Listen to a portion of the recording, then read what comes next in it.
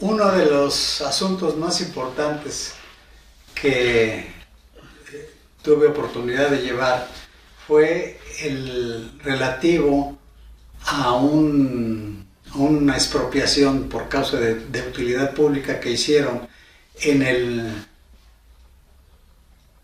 el municipio de Atotonilco de Tula, en una comunidad llamada Coayuca, Hidalgo.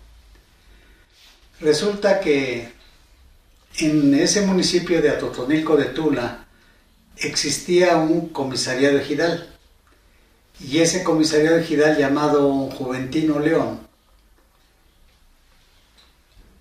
tenía intereses creados para saquear el ejido.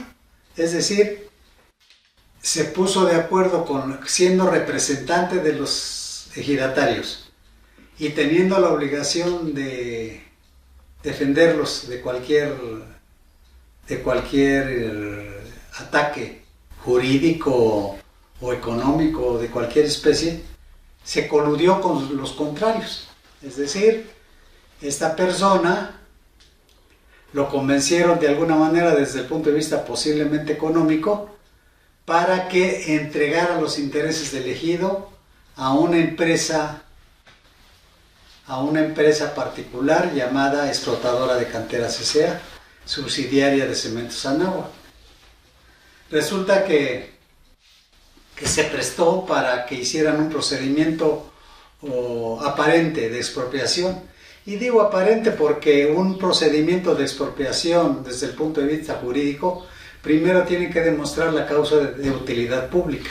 Es decir, que la sociedad en general se beneficia con ese tipo de actitud de la autoridad. Es decir, va a lo mejor a expropiar unos bienes para una obra de servicio público. Y aquí se trataba de expropiar un bien ejidal para el beneficio de particulares, para la explotación y ingresos particulares de Cementos Anáhuac. De tal manera que como fuera, se hizo el procedimiento de expropiación. Cuando supo la comunidad de Coayuca, ya estaba el procedimiento de expropiación hecho. Es decir, las tierras que pertenecían al ejido de Atotonilco de Tula ya no eran de ellos, porque ya había un decreto que declaraba la expropiación de un cerro llamado Cerro de Minas, y lo más simpático de esto fue que ya habían expropiado hasta una comunidad, con todo y casas y todo, y gente ya habían expropiado.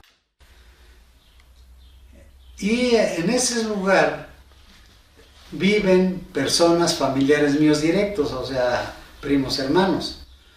Resulta que los de la familia Pacheco Suárez son los que vivían en ese lugar y tenían sus casas enclavadas en esos terrenos. De tal manera que con la expropiación ya sus casas ya estaban en manos jurídicamente de otras personas. Con esto, estas personas, mis familiares, me vieron para que los defendiera, y lo que hice fue intentar un juicio de amparo. Pero el juicio de amparo se tiene que promover por el representante del ejido, y el representante del ejido era el que se había coludido con ellos, que se llamó el señor Juventino León. Ese señor, que era comisariado, se coludió con los contrarios para dañar a sus propios representados. Y entonces se tuvo que recurrir a una figura jurídica que existía en ese tiempo, que se llamó la representación sustituta. Significaba que cualquier ejidatario con su título, con sus derechos vigentes, podía interponer la acción constitucional, y así se hizo. Fue un señor llamado Ricardo Meléndez Arco el que encabezó la lucha, el que encabezó la demanda, y él siguió el amparo. En resumen, el señor licenciado Lucio Lira Martínez, entonces juez del estado de Hidalgo, juez de distrito, concedió el amparo, y entonces se convirtió en una ejecutoria de amparo donde salvaba a la comunidad y al ejido de esa expropiación. Para esto quiero decirles que la expropiación originaba una indemnización de varios millones de pesos, que En esos tiempos llegaron a estar los intereses que se pagaban por un depósito de dinero en el banco hasta del doble anualmente.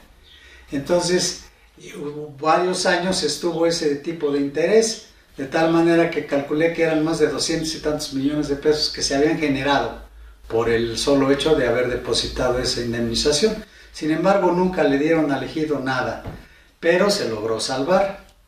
Y allí se hizo además ya una vez con la ejecutoria de amparo, se hizo una sociedad cooperativa para que las personas de Coayuca explotaran canteras, exportaran piedra caliza y otros derivados en el Cerro de Minas.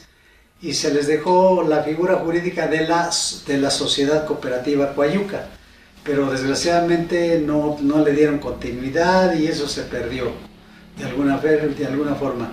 Pero hubo algo importante que se dio en esos casos, y su sabiduría de la gente y sus deseos de que quedara esto en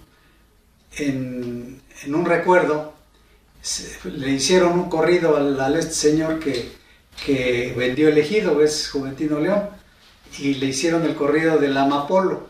Y le dijeron el amapolo porque de manera coincidente, cuando se dio la expropiación, también sembraron amapola en el ejido. Y el ejército destruyó el plantío y fue muy, muy famosa esa acción. De tal manera que le hicieron un corrido que se llamó el amapolo. Y el corrido más o menos dice: de Atotonilco de Tula les traigo nuevo corrido. El que sembró amapola, un socio de Juventino, un gran hombre de negocios y un humilde campesino. José su nombre de pila, Tobar su mero apellido. ¿Quién podía imaginarse que así hubieran convenido? Uno sembrar amapola y otro vender el ejido. Total dominio ejercieron, las leyes se hicieron nulas. Empezaron vendiendo Coayuca y siguieron por Texas, pero al llegar al refugio, el ejido era una empresa. Una vez le dijo Juventino mira José lo que he pensado, hacerles un canalito a orillas del río Salado, con esto tengo y me basta para lanzarme a diputado. Se llegó el citado día, la obra quedó terminada. Se fueron a una asamblea donde habló Víctor Estrada, pero ya habían convenido que nadie pagara nada. Entre Juan Santos y Alfonso empezó la discusión. En esto estuvo de acuerdo Aniceto y Salomón. Pero ya con esta me despido.